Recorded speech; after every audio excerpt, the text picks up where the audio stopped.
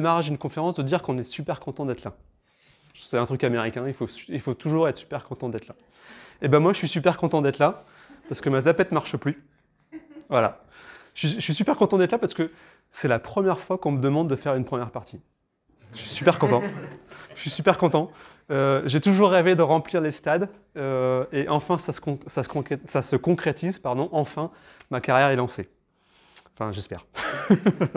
Ok. Par contre, j'ai pas vu Bruce. Il va arriver. Il va arriver. Si jamais il a du retard, je pourrais peut-être faire quelque chose pour faire la deuxième partie. Ok. Cool. Moi aussi, j'ai eu mon petit succès dans les années 90. Alors, pour ceux qui n'ont pas trouvé, je suis là. Alors, je pensais que c'était le début d'une grande carrière. En fait, ça s'est arrêté là. Je ne le savais pas, mais... grande carrière musicale qui s'est arrêtée là, mais en même temps, en y regardant bien, en fait, ils se font chier. C'est clair qu'ils se font chier. Donc, j'ai arrêté là ma carrière. Tant pis pour moi, c'est dommage, mais c'est tout, ça s'est arrêté là. Je m'appelle Mathias Dupont. Je suis Cloud Advocate chez ADO Service. J'adore apprendre des nouvelles choses. Et j'adore surtout vulgariser des choses techniques, si possible. Et je pense que ça faisait de moi un bon candidat pour ce poste de Cloud Advocate, on y reviendra après. J'adore la musique. Par contre, vous ne trouverez pas mon CD à la FNAC, hein, il n'est pas encore sorti parce qu'il y a encore du mixage à faire. D'ailleurs, qui achète encore des CD à la FNAC? Ouais, ok, merci Manu.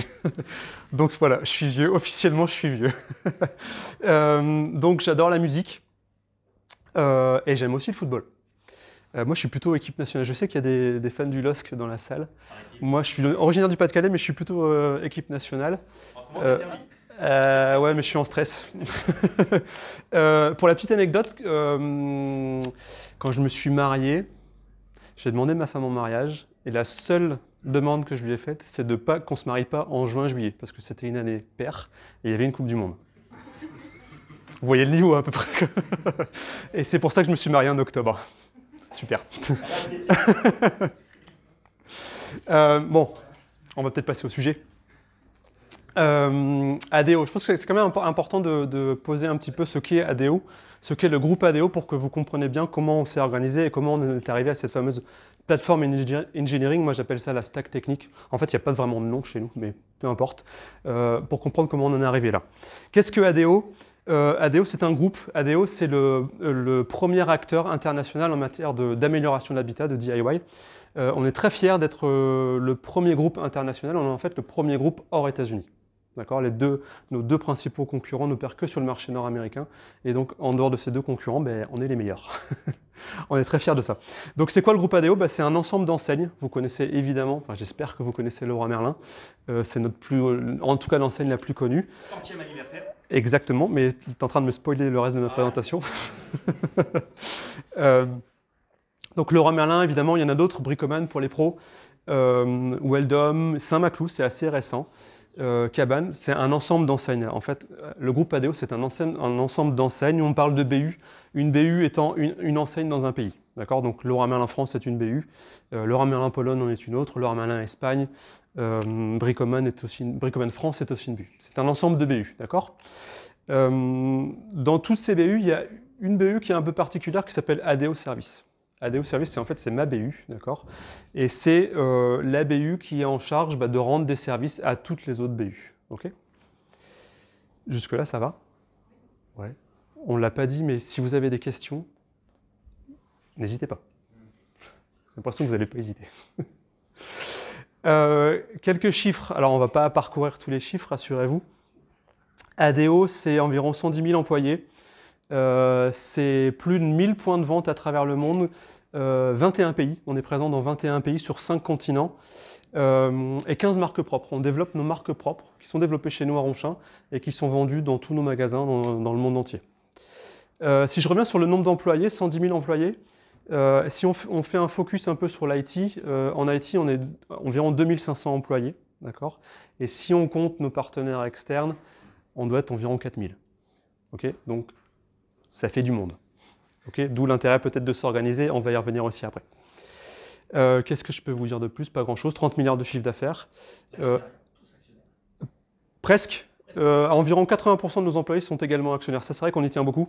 80, le chiffre est là, hein, 80 000 actionnaires parmi les 110 000 employés. OK? Toujours pas de questions? Effectivement, 100 ans. Merci Manu. Cette année, c'est les 100 ans de l'anniversaire de donc les 100 ans de Leroy Merlin. C'est une petite entreprise qui est née dans le Pas-de-Calais il y a 100 ans, Adolphe Leroy, puis son fils qui s'appelait également Adolphe Leroy, c'était la mode à l'époque de donner le même prénom, et qui s'est marié avec Rose Merlin, et c'est devenu Leroy Merlin. Des questions? Romain, une question? Non. Je ne vais pas m'étendre, voilà, 100 ans, on est très content de cet anniversaire. Ok. On est aussi conscient chez ADO qu'on a un rôle à jouer et qu'on a un impact sociétal. Et ça, c'est vachement important pour nous en matière d'amélioration de l'habitat, en matière de aussi préservation des ressources naturelles. On sait qu'on a un rôle à jouer là-dedans et on en est conscient et c'est très important pour nous. C'est aussi important en matière d'IT. Je peux vous donner un exemple. Par exemple, il y a quelques années, on a mesuré en fait l'impact carbone, d'émissions carbone de tous nos data centers. On a fait ce travail-là il y a quelques années. Encore aujourd'hui, quand on travaille avec des clouders, avec des cloud service providers, quand on choisit une région, donc un ensemble de data centers dans lesquels on va travailler, on regarde l'impact CO2 parce que c'est un critère pour nous, c'est important pour nous. Donc c'est quelque chose qui est très important. Je vous l'ai dit, on est présent partout, on est présent sur 5 continents, donc évidemment principalement en Europe, puisque ça a commencé en Europe, en France, mais aussi en Afrique du Sud, en Amérique latine, au Brésil notamment. On a été présent en Russie, mais vous savez tous qu'on n'est plus présent en Russie. Et puis dans d'autres pays de manière un peu plus indirecte, où on va vendre par exemple des produits via des marketplaces pour tester un petit peu les différents marchés et voir si ça pourrait ou pas fonctionner.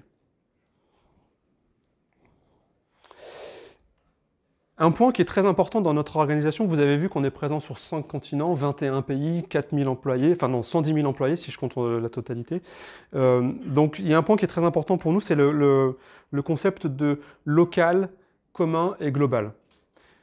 On considère que les mieux placés pour prendre des décisions sont les gens qui sont sur le terrain. D'accord? Donc, si je prends Leroy Merlin Brésil, par exemple, c'est le concept de local. Leroy Merlin Brésil, c'est eux les mieux placés pour prendre leurs décisions sur leur marché local. Donc ça, c'est extrêmement important pour nous, cette notion de subsidiarité, on dit, ça c'est le terme scientifique, un peu. Cette notion de les décisions doivent être prises le plus localement possible parce que c'est là qu'elles font du sens et c'est là que les gens connaissent leur marché. Ensuite, on va avoir le concept de commun. On va développer des choses qui sont valables pour tout le monde et qui sont utiles surtout pour toutes nos BU et pour tous nos salariés. Ce concept de commun, donc ça va être des marques propres par exemple, toutes nos marques propres qu'on développe chez nous et puis qu'ensuite on va pouvoir utiliser dans tous les magasins, mais également certains services IT qui vont pouvoir être utilisés dans les différentes BU. Okay, et puis ensuite il y a des choses qui sont incontournables, qui vont être obligatoires et là on va parler de global, c'est-à-dire que ce sont des choses qui doivent être appliquées dans chaque business unit. Okay, je reviendrai tout à l'heure sur quelques notions de gouvernance. Si on fait un focus sur l'IT, on a pris ce virage il y a quelques années d'entreprise plateforme. D'accord, c'est quoi une plateforme? Une plateforme, c'est quelque chose qui connecte. C'est quelque chose qui va connecter en fait tout notre écosystème, qui va connecter nos clients, nos collaborateurs, nos marques, avec nos fournisseurs, avec nos vendeurs, avec les vendeurs de marketplace par exemple, avec les artisans qui vont rendre des services, poser des cuisines par exemple. Donc tout cet écosystème, en fait, il faut relier tout ça. Il faut relier toutes ces personnes, tout cet écosystème, les uns avec les autres. Et c'est pour ça qu'on en est arrivé à cette organisation en mode plateforme. D'accord ?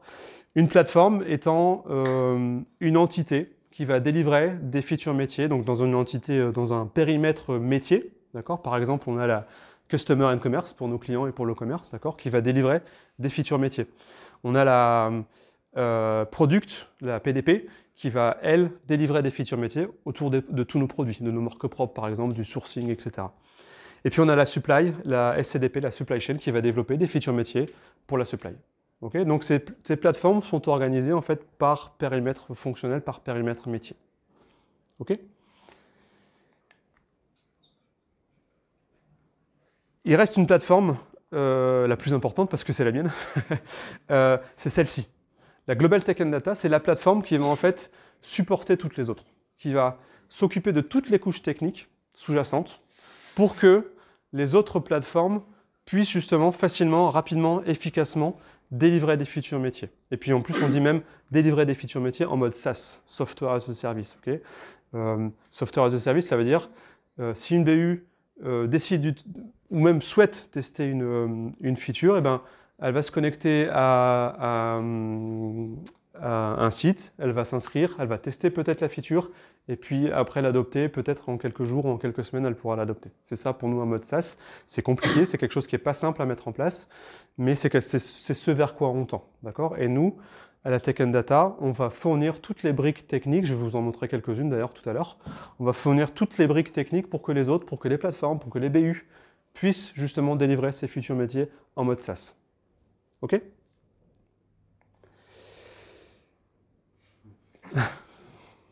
Previously at ADO.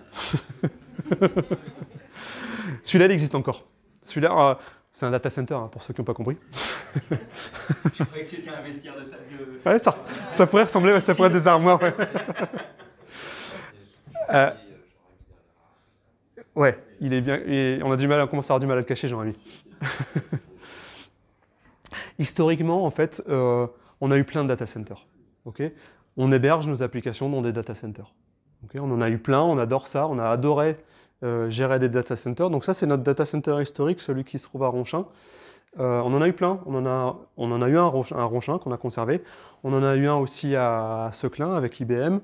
On en a eu un en Allemagne, on en a eu plusieurs en Russie, à Moscou. Et moi, je suis même allé jusqu'au Kazakhstan pour des data centers. Donc on a adoré gérer des data centers. Okay, c'était notre truc. Hein, Romain. Et puis, il y a 6 ans, on a pris une décision. On s'est dit, en fait, les data centers, c'est fini. En tout cas, nos data centers. On ne veut plus gérer nos data centers nous-mêmes. L'idée, c'est de se dire, OK, c'est cool de gérer des data centers, mais est-ce que c'est vraiment notre métier? Est-ce que c'est vraiment là qu'on va avoir de la valeur ajoutée? En fait, non. En fait, si on regarde bien, il y a sur le marché des acteurs dont on pense qu'ils seront toujours meilleurs que nous pour gérer des data centers.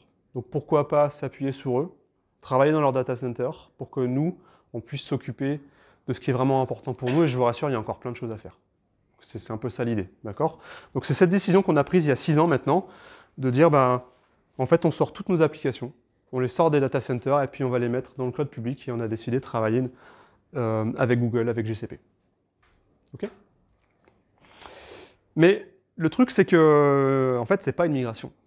Et ça, il y a pas mal de gens qui ont eu du mal à le comprendre. J'espère que c'est compris aujourd'hui, qu'on doit encore le rappeler. On me dit que non, au premier rang.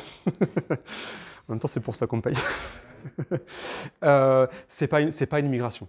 Et il y a un truc qui est hyper dangereux dans cette migration, c'est ce qu'on appelle le lift and shift. Moi, j'appelle ça du lift and shit. J'ai même un petit autocollant sur mon ordinateur avec une petite crotte là. Ça, c'est super dangereux. C'est clair pour tout le monde ce que c'est que du lift and shift? Non, merci. Et t'as pas posé la question. C'est toi, ouais, ok. Lift and shift, et je t'ai pas posé les questions, hein, s'il vous plaît. Lift and shift, c'est quoi? Lift and shift, pardon, c'est je prends mon application, ma bonne vieille application, la legacy, monolithique, je la prends, je la soulève, et je la déplace, et je la pose telle qu'elle dans le cloud. En fait, j'y touche pas, d'accord? Je la transforme pas, et je vais juste aller la poser dans le cloud. Ça, c'est super dangereux. Pourquoi c'est super dangereux? Parce que, ça coûte plus cher. Ok, je n'ai pas besoin d'une calculette Azure pour vous dire qu'une VM chez GCP ou chez Azure, c'est plus cher qu'une VM dans nos data centers. Parce que nous, on ne fait pas de marge, d'accord? Donc ça va être beaucoup plus cher. Donc c'est plus cher. Et tous les avantages du cloud, tous les bénéfices d'applications cloud native, c'est mort, il n'y aura rien. Okay, donc c'est super dangereux, il ne faut pas faire ça. Donc c'est vraiment ce qu'on essaye d'éviter à tout prix. Et ce qu'on veut faire, c'est donc construire des vraies applications, des applications cloud native qui vont être microservices. Donc si j'oppose ma bonne vieille application monolithique à une application microservice, si je fais un petit match entre les deux, d'un côté je vais avoir mon monolithe, d'accord, grosse application, un gros bloc, en fait un seul gros bloc, ok. Et en fait, j'ai pas non plus, je ne veux pas trop cracher dans la soupe parce que ces applications monolithiques, elles nous ont quand même rendu beaucoup de services, on en a eu plein et puis on en a encore. Donc il ne faut quand même pas trop cracher dans la soupe non plus. Mais elles ont quand même beaucoup d'inconvénients. Okay. Premier inconvénient, développer une nouvelle feature avec une application monolithique, c'est compliqué. C'est compliqué parce que potentiellement, on touche à l'ensemble de l'application. Donc ça va prendre beaucoup de temps, ça va prendre des semaines, des mois, voire des années souvent. Donc c'est compliqué. D'accord ? Pour moi, il est là, le fond du problème, il est là en fait. Hein. C'est que si on veut s'adapter à un monde qui change, c'est encore une phrase de vieux, hein, je suis désolé, mais si on veut s'adapter à un monde qui change toujours de plus en plus vite, avec ce genre d'application, on ne va pas y arriver. Okay, délivrer une feature en 2 ans, pour s'adapter, c'est mort, c'est pas possible. Okay. Moi, je vois un deuxième gros inconvénient qu'on oublie souvent, c'est qu'avec une application monolithique, en fait, vous allez choisir une technologie au début du projet, et puis après, c'est terminé. Après, vous êtes coincé avec la technologie. On ne peut plus changer. Okay, c'est pour ça que Manuel, il cherche encore des développeurs S400. COBOL. COBOL. Un bon TJ. Voilà, je t'ai trouvé un. C'est les rois du pétrole. Je prends un pourcentage, hein. Mise en relation, tout. Là. Pour moi, c'est un problème, ça. Hein. C'est un problème parce que on va être coincé avec une technologie, puis aussi, quelque part, quand on est coincé avec une technologie, on va être coincé aussi avec un partenaire. Et ça, nous, on ne veut plus non plus. Ah si, on fait pas de COBOL. Il n'y a pas de jugement, on a dit pas de jugement de valeur. Moi, je. Mais tiens, j'ai quand même vérifié. Ah ouais, Turbo Pascal, j'aimais bien ça. Il y en a qui ont mon âge dans la salle. Ok. Donc, application monolithique, on n'en veut plus. De l'autre côté, application microservice, je ne veux pas non plus faire de l'angélisme. D'accord ? Tout n'est pas parfait. Ça peut aussi être un peu compliqué. Okay ? Quand on a plein de microservices dans tous les sens, à un moment donné, ça peut aussi être compliqué. Okay ? Il y a un truc que les gens oublient souvent aussi, c'est que avec une application microservice, il y a un truc qui devient vachement important et qui est limite devient un SPOF, Single Point of Failure, c'est le network. C'était déjà important le network, mais ça le devient encore plus parce que chaque microservice va discuter les uns avec les autres et donc le network devient extrêmement important, voire vital. Okay ? À côté de ça, elles ont plein d'avantages. Déjà, c'est hyper facile de développer une nouvelle feature parce que quand on développe une nouvelle feature, on peut développer cette feature avec une petite équipe sans impacter le reste de l'application. Donc ça, c'est un gros avantage. On n'est pas non plus figé avec une technologie sur une application microservice. D'accord ? On peut changer. On peut adopter n'importe quelle technologie. En fait, peu importe la technologie, ce qui est important, ce n'est pas la technologie à l'intérieur du microservice, ce qui est important, c'est la manière dont elles vont discuter les unes avec les autres, par API. À la limite, si Manu veut encore faire du COBOL, il pourrait développer un microservice en COBOL et puis ça pourrait discuter avec d'autres microservices en Node.js, en Python, je ne sais pas quoi. Okay, donc en fait, on n'est pas coincé avec la technologie et on n'est pas non plus potentiellement coincé avec des partenaires. Et ça, c'est aussi très important pour nous. Le point, je le répète, le point le plus important pour moi, c'est cette capacité de créer rapidement des nouvelles features. Créer des features, pourquoi ? Parce qu'on doit s'adapter, ça c'est un truc que je répète tout le temps, on doit s'adapter à ce monde qui change et donc on doit créer des features le plus rapidement possible. Okay, on ne veut plus ces projets de 6 mois, 1 an, 2 ans, 3 ans. Vous vous souvenez les cycles en V, non ? Il y en a qui ont vécu ça ? Non ? Ouais. On écrit les specs. On t'a déjà dit que tu devais signer de ton sang les specs, non ? Ça, c'était horrible, ça. On donne les specs au développeur, puis il essaie de comprendre ce qu'il y a écrit, puis il essaie de développer un truc qui correspond un petit peu, puis après on essaie de le mettre en prod, puis vous connaissez l'histoire, il n'y a rien qui correspond, et puis si on a vraiment du bol et qu'il y a un truc qui correspond à peu près, de toute façon il s'est passé 2 ans, et donc tout a changé, et donc il faut tout recommencer. Okay, on ne veut plus de ces projets-là, en fait, on veut ces cycles courts, quelques semaines, on teste une nouvelle feature, si elle est prometteuse, on continue, si ce n'est pas prometteuse, on passe à autre chose. Okay, c'est ça qu'on veut faire pour s'adapter. Okay, et tout ce que je vais vous montrer juste après, en fait, c'est les outils que nous, on met en place à la Tech and Data, ces fameux layers techniques, c'est les outils que nous, on met en place pour que justement nos équipes puissent délivrer des features le plus rapidement possible, le plus efficacement possible. Ok ? Ça va ? Il y a 2 perturbateurs là au milieu de la salle, je les ai repérés dès le début. Ouais, vas-y. Je comprends qu'il y a un gros travail de refactorisation des applications. Est-ce que vous en avez profité, puisque vous avez soulevé un point des coûts aussi ? Oui. Est-ce que vous en avez profité pour utiliser les services type serverless, Cloud Function, AWS ? Pour moi, alors je vois plusieurs questions dans ta question. On va vers ça, hein. On va vraiment vers ces technologies, vers du serverless. En fait, de moins en moins, on veut gérer. De toute façon, on a quitté nos data centers, donc on veut déjà plus acheter des machines. Donc de moins en moins, en fait, on veut gérer ces couches-là. Et de plus en plus, on veut se dire, bah, j'ai du code, paf, je déploie et puis ça fonctionne. On va vers du serverless. Okay, donc évidemment qu'on teste ça. Mais j'ai dit aussi, et puis je vais en arriver au multi-cloud, du coup, j'ai dit aussi, on veut garder notre liberté. Pas la liberté de penser, hein, comme le Florent Pagny, encore que, je sais pas. mais je suis désolé, des fois je pars... on veut garder cette liberté, d'accord? Et du coup, sur certains services managés, tu parles de serverless, sur certains services managés, on va être vigilant. On va essayer de développer, nous, ce qu'il faut pour faire du serverless, par exemple, mais on va être vigilant parce que ils sont super cool, ces services. Donc il faut les essayer, il faut les tester. Mais par contre, si demain, on veut faire du multi-cloud, si demain, on veut changer de cloud service provider, on va être coincé. Donc il faut trouver une balance entre les deux, entre tester toutes ces features qui sont géniales. Vraiment, il faut y aller. C'est vers ça qu'on va. Mais d'un autre côté, il faut aussi qu'on soit vigilant. On essaie de ne pas refaire les mêmes erreurs qu'on a faites dans le passé. Alors, on essaye.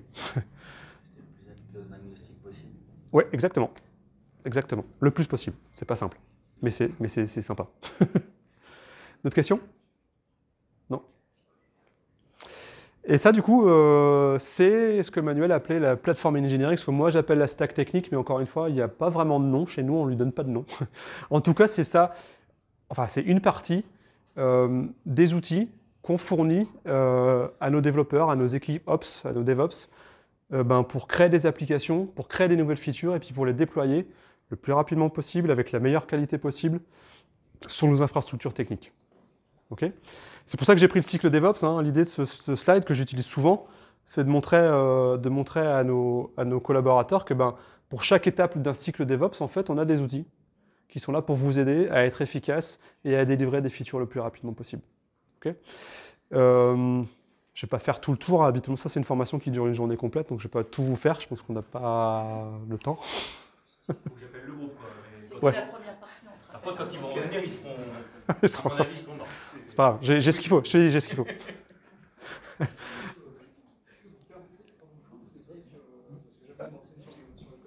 Ouais, vas-y, je t'en prie. T'as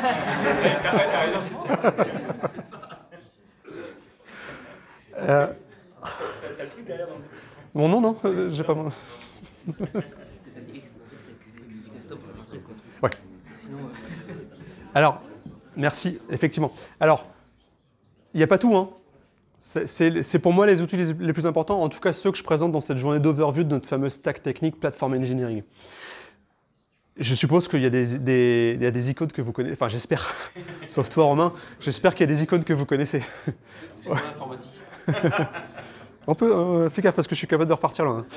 Windows 3.1, tout ça. Alors, en fait, au cas par cas, en fait, dans certains cas, on va choisir des outils du marché, okay, avec des partenaires, et dans certains cas, on va décider de développer nos propres outils. Ça dépend. Okay, à la limite, ce product leader de choisir. Soit on choisit, après il y a des raisons stratégiques, hein, de temps en temps, est-ce qu'on a envie de développer nos features à nous, est-ce que ce qu'on veut faire, c'est déjà arrivé, je vais vous montrer un outil tout à l'heure qui s'appelle Turbine. Quand ça a été développé, les mecs, les features n'existaient pas sur le marché. En tout cas, ça ne leur convenait pas. Okay, donc ils ont développé l'outil. Et on utilise l'outil, aujourd'hui Turbine, c'est un outil qui est utilisé dans toutes nos BU, dans le monde entier pour ADO. Okay, donc, certains outils sont des outils du marché, donc tout à l'heure dans ma démo je vous en montrerai quelques-uns, et puis d'autres, on les a développés nous-mêmes. Ok, au cas par cas. Ça va? J'ai une question. Ouais. Là c'est pour la stack ADO, mais les personnes qui vont utiliser Turbine pour déployer par exemple des conteneurs dans du Kubernetes, qui vont se retrouver à l'extérieur d'ADO, comment ils vont pouvoir le vivre? Est-ce qu'il y a déjà eu des feedbacks autour de ça? La plupart de nos produits, aujourd'hui, sont disponibles sur Internet public. On les sécurise, évidemment, mais tu n'es pas obligé. Tu vas voir que, en fait, là, je suis connecté au Wi-Fi, je suis public, je peux tout déployer. La question, c'est plus sur la connaissance. Les techs qui vont utiliser Turbine pour déployer leur ouais. appli, de demain, s'ils vont chez une entreprise B, il Ouais. n'y a pas de turbine, mais ils ne sauront pas faire du déploiement en Eh anglais. bien, ils avaient qu'à pas partir. Bon, les prestats, ils sont. Ouais. Chez nous, effectivement, on considère que quelqu'un qui arrive chez nous, il peut connaître GCP, il peut connaître AWS, il peut connaître Azure, mais s'il n'est jamais passé chez nous, il ne peut pas connaître Turbine. Donc évidemment, on va les former. D'ailleurs, c'est moi qui anime cette formation. En tout cas, au départ, pour l'overview, on va les former évidemment à utiliser nos outils parce que si tu ne les as pas vus, si tu tapes Turbine sur YouTube, tu vas trouver plein de choses intéressantes. Mais je ne suis pas sûr que tu arrives à déployer sur un cluster Kubernetes.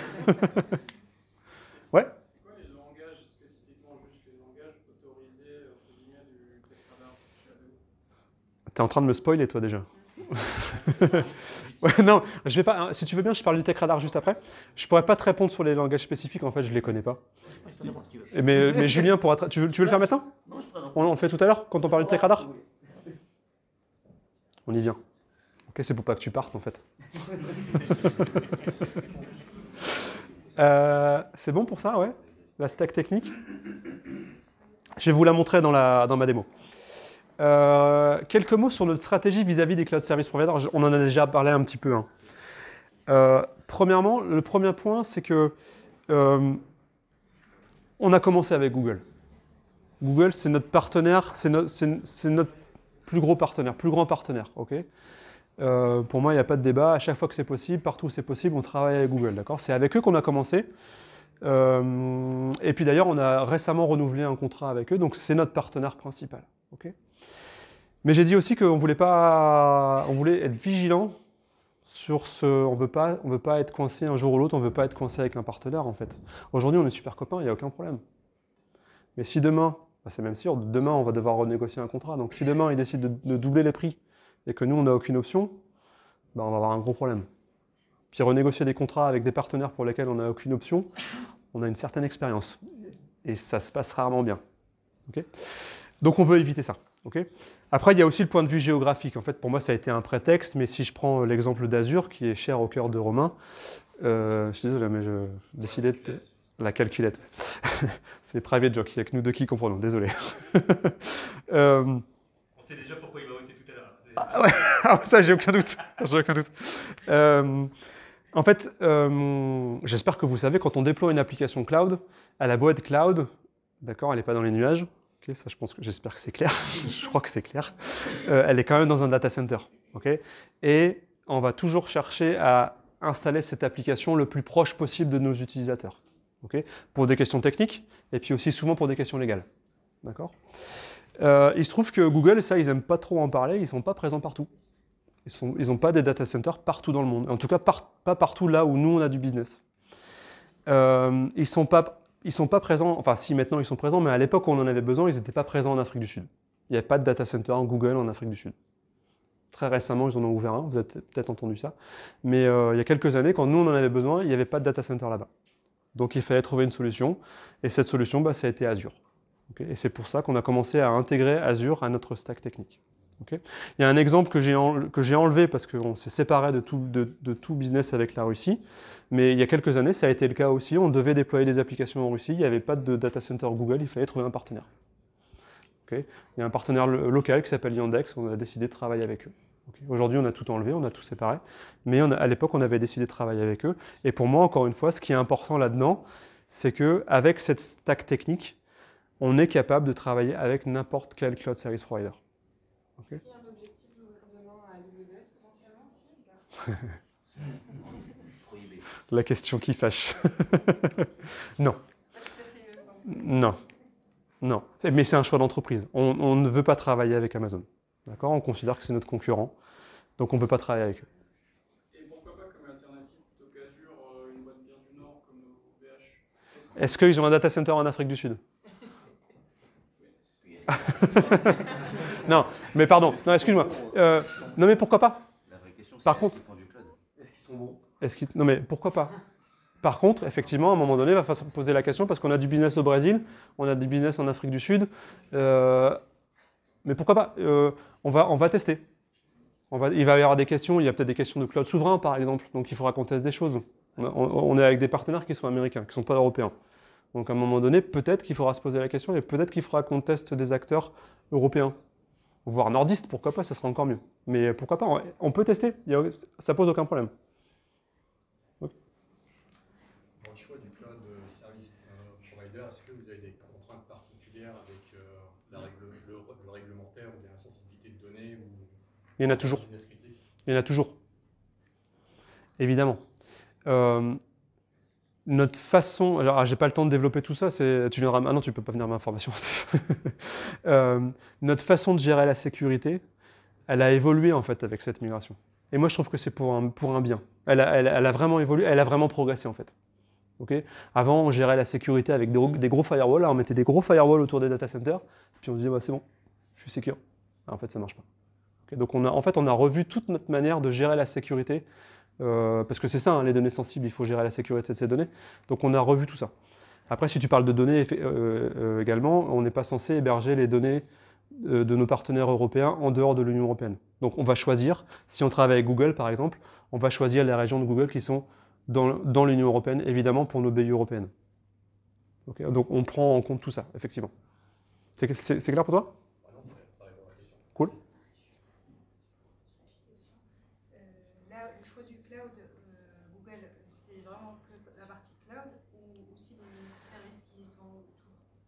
La suite, le reste, ouais. Pour moi, c'est pas lié. Alors évidemment que si on négocie, qu'on a les deux, on va négocier ensemble. Mais pour moi, ce sont quand même deux choix qui sont distincts. Parce que demain, si arrive quelque chose avec Google, ça va impacter le tout autour. C'est quoi le choix de certaines entreprises d'aller faire du microservice autour du cloud qui ne soit pas centré sur Google ou AWS ou Azure.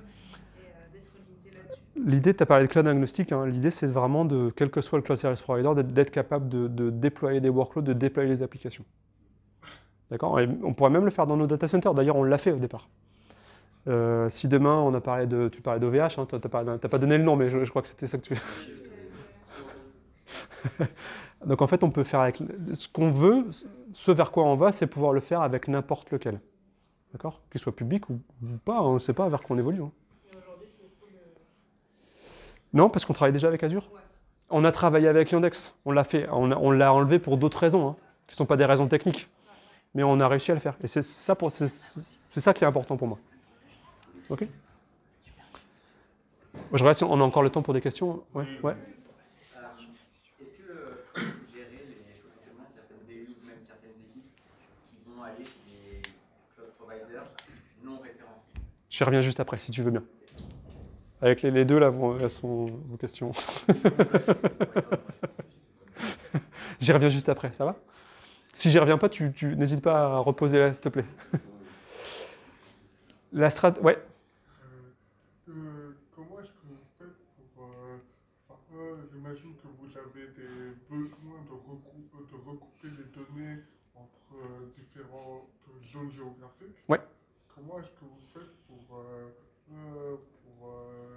mutiler entre guillemets avec chaque zone géographique qui demande aujourd'hui à ne pas sortir les données?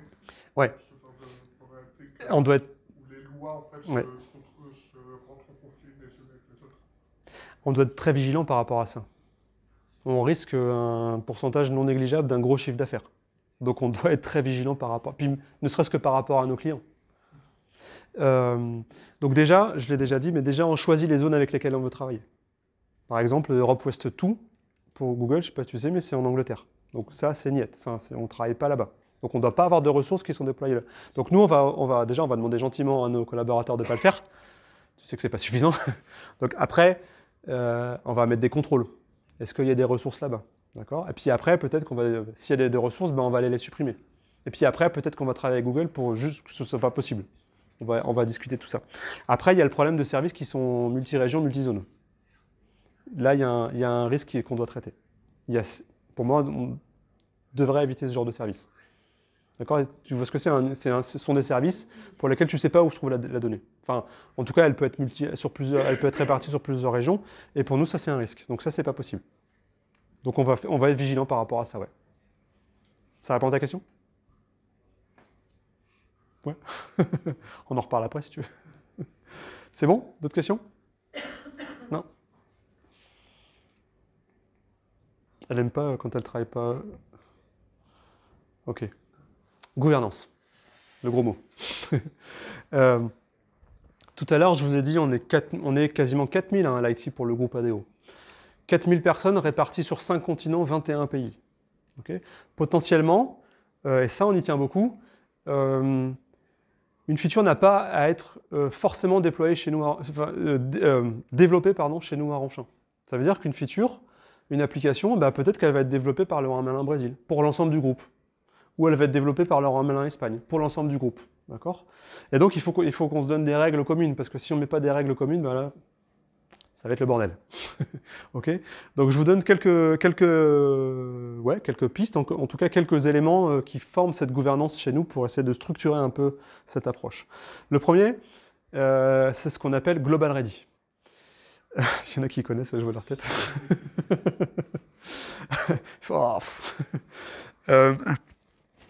C'est quoi Global Ready? Vous vous souvenez, quand tout à l'heure, je vous ai dit global, ça veut dire en fait quand une application est globale, ça veut dire qu'elle va être utilisée dans toutes nos BU partout dans le monde. Et vous comprenez bien que quand une application est globale, les règles du jeu sont peut-être pas les mêmes que quand une application elle est juste utilisée dans une BU, dans mon service ou voire à l'étage. Okay, donc il va falloir d'autres règles. À l'origine, c'est pour ça qu'on a mis en place ce qu'on appelle Global Ready. Global Ready, alors la définition de Global Ready, c'est un ensemble d'assessments qui permettent aux produits digitaux d'évaluer leur maturité par rapport à nos standards. C'est une phrase un peu compliquée, mais le principe est hyper simple. En fait, un assessment, c'est un questionnaire.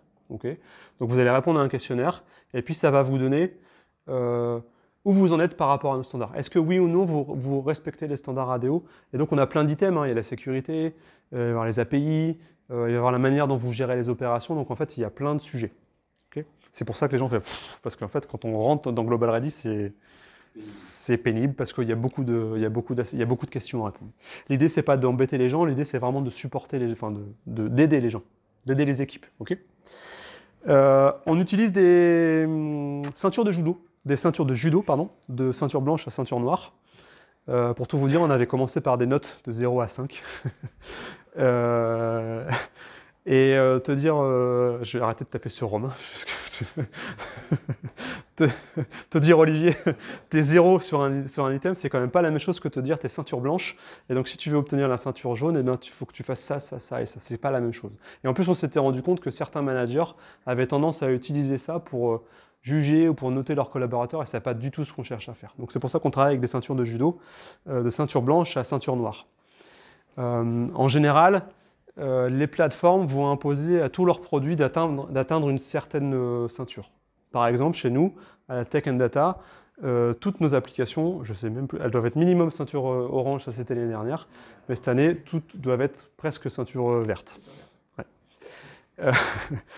On ne va pas demander à tout le monde d'être ceinture noire, okay, parce que ça pourrait être contre-productif en fait. Donc on ne va pas demander à tout le monde d'être ceinture noire. Par contre, ça peut être intéressant parce que ça donne le cap, en fait, ça donne la stratégie.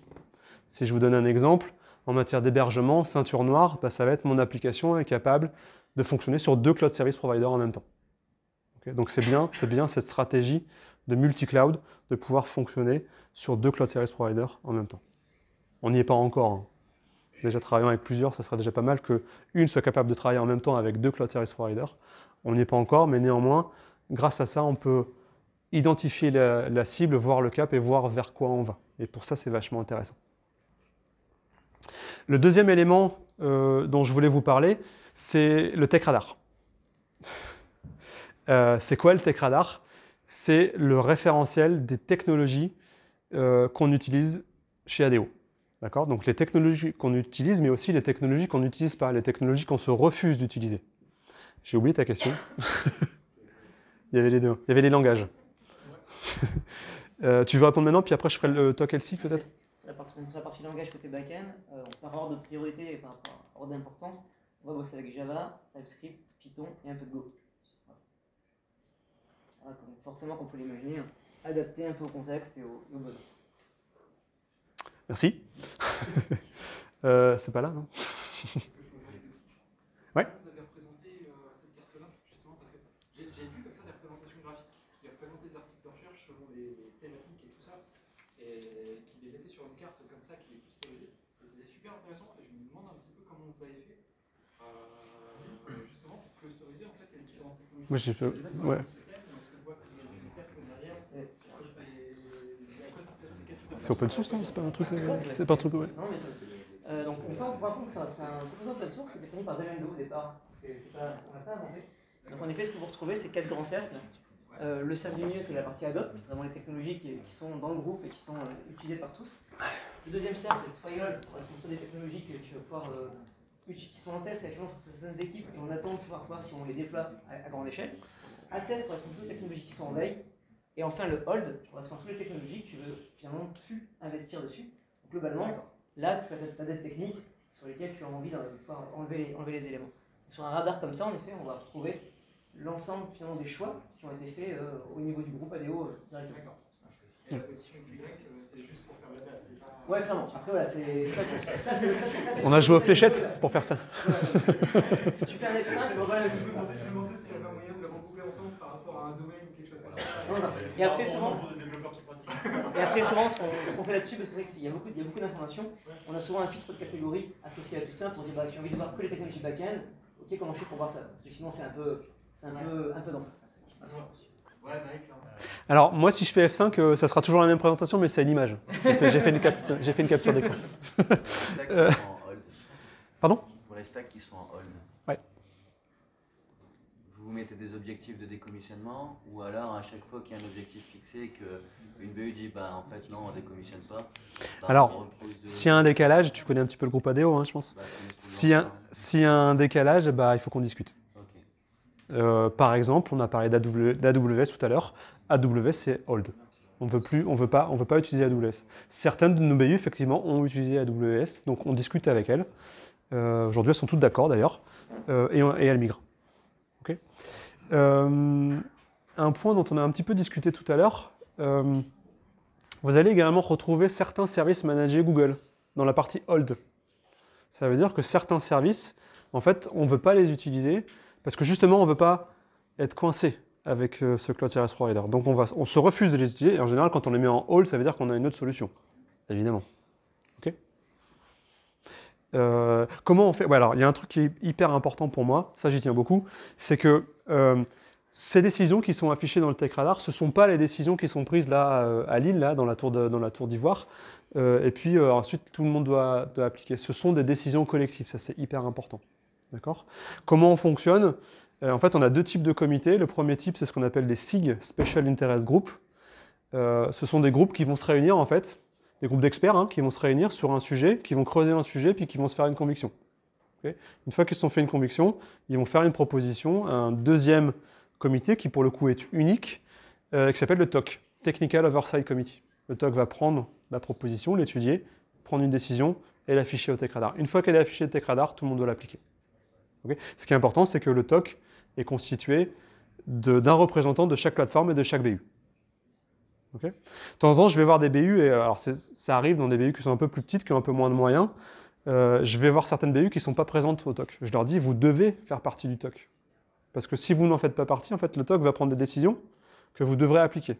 Donc pour moi, vous feriez mieux de faire partie de la discussion en amont, parce que sinon, de toute façon, une fois qu'elle sera prise, vous devrez l'appliquer. Okay? Donc ce ne sont pas des décisions centralisées, ce sont des décisions communes. D'accord? Ça, c'est hyper important. Et pour ce comité-là qui permet de décider un peu les technologies, est-ce que vous avez un peu de représentativité des différents métiers, expertise qu'on peut trouver dans le DSI? Parce que j'imagine que le choix d'une technologie, ça peut impacter la sécurité. Oui, ça sera mieux, effectivement. Les outils d'observabilité. Ça serait mieux, oui. Tu veux répondre là-dessus ou pas? Ouais. Il faut bien imaginer que les personnes qui sont dans le TOC sont souvent des leaders techniques qui ont aussi le droit de demander des avis finalement auprès de leurs collègues directs. C'est souvent ce qui se passe quand typiquement tu as une thématique sécurité et que la personne qui est représentant côté TOC de la BU n'est pas expert sécurité, bah, il va voir finalement ses équipes sécu pour pouvoir se dire ok, cette proposition-là qui a été faite, qu'est-ce que tu en penses? Est-ce que ça va avoir des impacts pour nous ou non? Ce n'est pas des décisions uniques qui sont prises, c'est vraiment collégial. Vous pouvez rappeler la définition de l'acronyme SIG? SIG, Special Interest Group. C'est bon? Ok.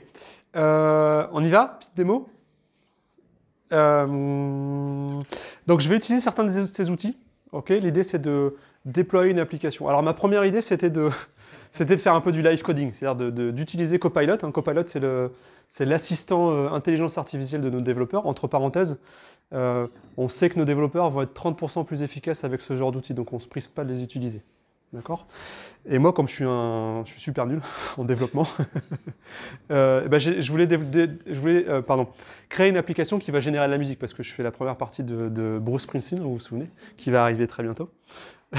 Il est là ? Mais tu as dit peut-être nos groupes, ils ont entendu ça. Donc je voulais, grâce à Copilot, créer une application qui va générer de la musique, d'accord ? Donc j'ai déjà créé, en fait, j'ai déjà travaillé dessus, et à un moment donné, il fallait que je m'arrête parce que j'avais toujours envie d'un petit peu l'améliorer. Quand je vous l'ai fait écouter, le son était pas... c'est pas génial. Donc j'ai des... Enfin bon, ouais, je vais vous montrer.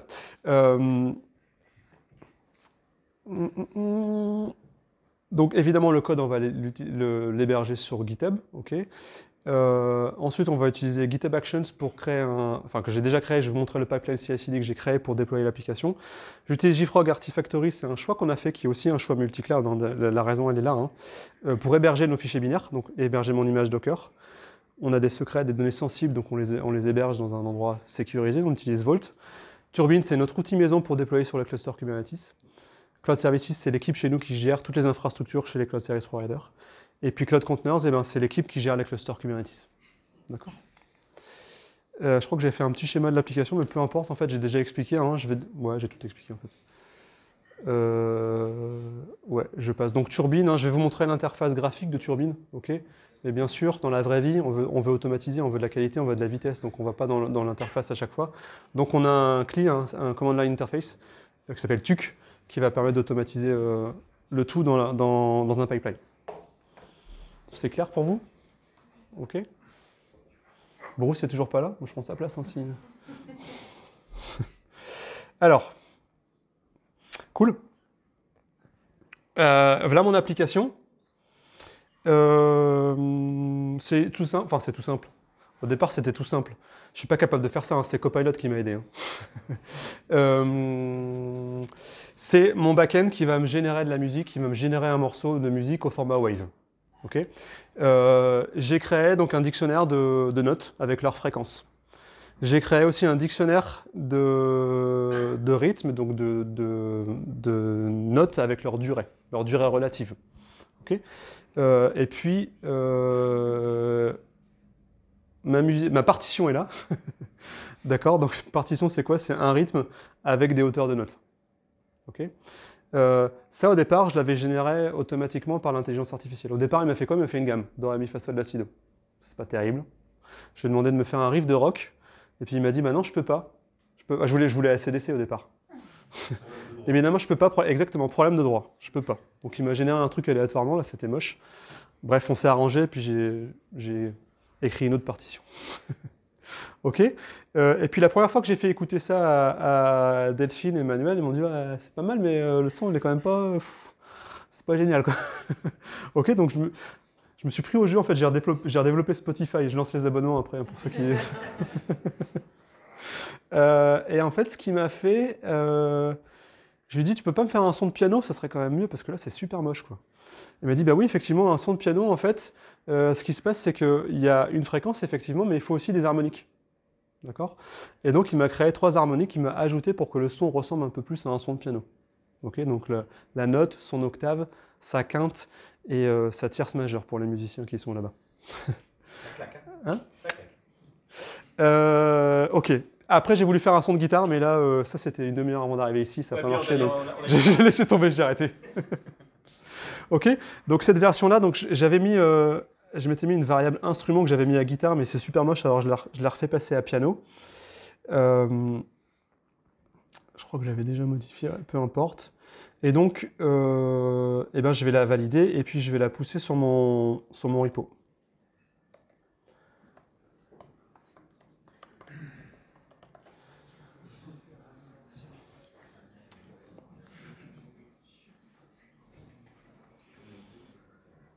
Ok, donc là je pousse le code sur mon repo qui se trouve, ça c'est là, je vais virer ça. Voilà, et donc je déclenche mon pipeline CI/CD.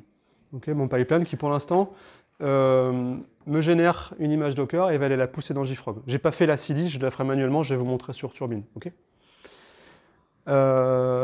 donc c'est parti, ça tourne. Pour information, on utilise nos propres runners. Ce sont des VM en fait qui sont hostés sur GCP, donc on utilise nos propres runners pour GitHub Actions.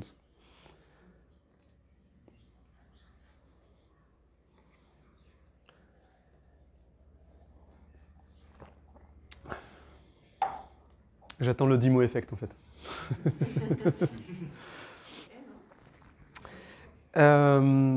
Ok, ça a l'air de bien se passer. Donc mon image Docker a été poussée sur JFrog et je sais qu'elle aura le petit numéro 21, ça sera une 1.0.21. Ok. Donc je vais aller sur Turbine. Donc pour rappel, Turbine, c'est notre outil pour déployer sur des clusters Kubernetes. C'est comme ça qu'on déploie rapidement, efficacement, avec qualité, vitesse, sur nos clusters Kubernetes. Quel que soit le cloud service provider. Okay, je vais avoir besoin de votre aide. Aujourd'hui, on travaille avec GCP et Azure. Donc il faut juste que vous choisissiez. Si je choisis celui-ci, en fait, je vais déployer sur Google, Europe West 1. C'est ça, on fait un petit sondage. Et ici, Azure. AWS, j'ai pas. On en a déjà parlé.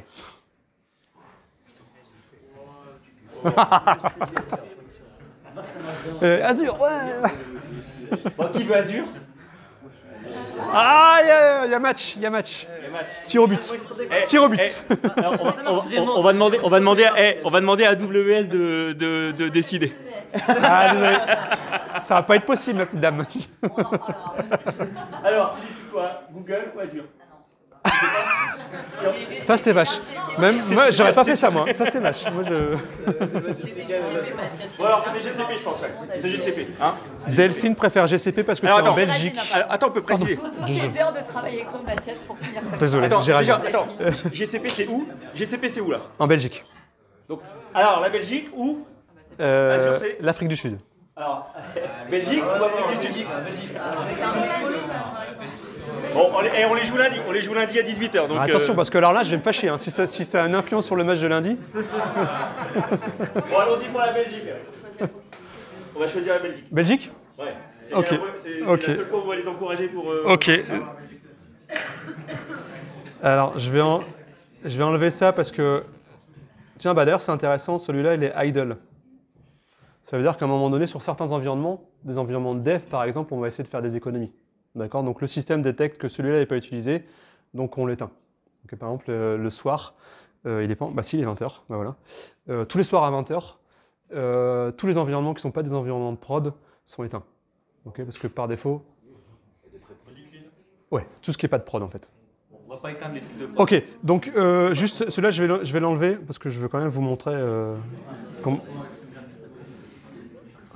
Ok, et je vais créer ce qu'on appelle un déploiement, c'est-à-dire que je vais déployer mon microservice sur un cluster Kubernetes. Alors je l'ai appelé Rock and Cloud dans sa version 1.0.21 et je le crée. Et là, mon image Docker est déployée sur le cluster Kubernetes. J'ai rien d'autre à faire. Okay. Pour ceux qui ont déjà tenté de déployer sur un cluster Kubernetes, c'est super chiant normalement. On peut préciser que ce qu'il y a derrière les templates, c'est Dem charts. Ouais. Oui. En fait, ce qu'on veut, c'est pas les gérer. Non, mais pour que les gens qui connaissent le Turbine, j'imagine que derrière. Ouais, bah on peut. Pour ceux qui connaissent pas, effectivement, quand on veut déployer sur un cluster Kubernetes, on va devoir gérer tout un tas de fichiers YAML, des LM charts, et c'est super chiant. Okay, donc si on veut aller vite, si on veut avoir de la qualité, il faut que ce soit automatisé, et c'est pour ça que Turbine a été développé. D'ailleurs, j'ai même pas fini ma phrase que c'est déjà déployé. Ok. Alors attention. Là, ça va cracher. Ça va envoyer. Hein, par contre, on n'a pas distribué les bouches. Presque. Personne n'a d'acouphènes dans la salle de jeu. Ok, c'est aujourd'hui qu'on remplace nos groupes de rock par de l'intelligence artificielle. C'est le début de carrière. Vous êtes prêts les gars? Vous êtes au chômage dans 2 minutes. Hein. Ça va? C'est le début de carrière. Bon allez. Donc ça works, hein. C'est de l'américain, ça veut dire que ça marche. Non, c'est de l'américain. Attention. Alors, j'ai fait une super BHM aussi. Je suis pas très front. Allez, c'est parti.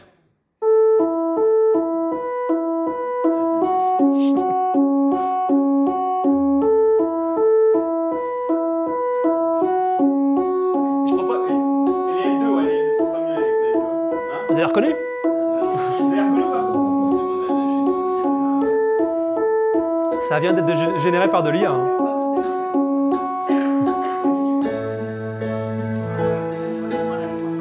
Ça, c'est l'humain, ouais, c'est quand même mieux. Hein.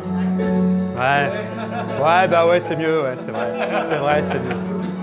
Je suis d'accord. Et ça me va bien en même temps. Ah, tu peux me mettre ensemble? Ça doit marcher. Hein. Ah bah ils vont décaler là. Est-ce qu'on est dans le temps?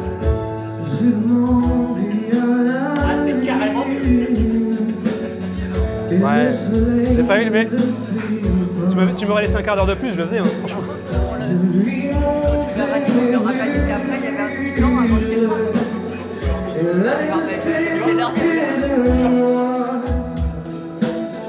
Et comme le ciel n'avait pas fier à l'île.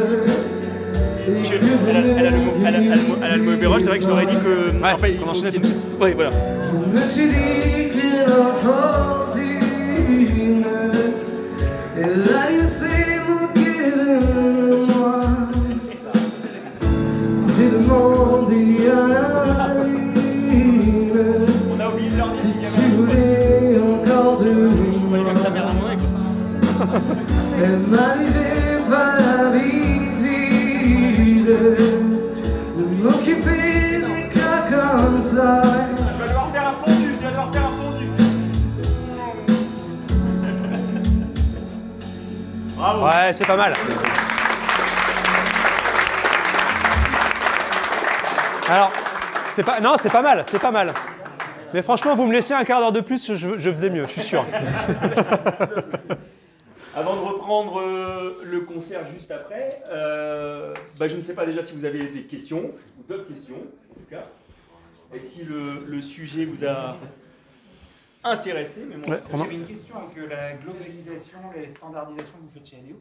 Est-ce qu'il y a vocation, là vous déployez pour les BU, pour que tout le monde vous rejoigne, est-ce qu'il y a vocation à étendre plus tard, en dehors du groupe peut-être C'est un sujet. Ça pourrait être un sujet, ouais. Ouais. Une autre question. ADO fait partie d'une structure un peu plus globale qui s'appelle la SRS. Et pourquoi ce qui est défini comme des standards chez ADO, qui sont plutôt dans le digital, ne se répercute pas sur l'ensemble des BU de l'AFM? Pourquoi pas?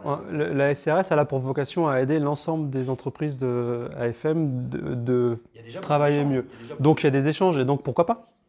Par rapport à la question de Romain juste avant, peut-être que la première étape, ce serait peut-être de partager avec nos cousins, entre guillemets. Peut-être, ouais, pourquoi pas? C'est pas moi qui décide ça, hein. Mais pourquoi pas, ouais.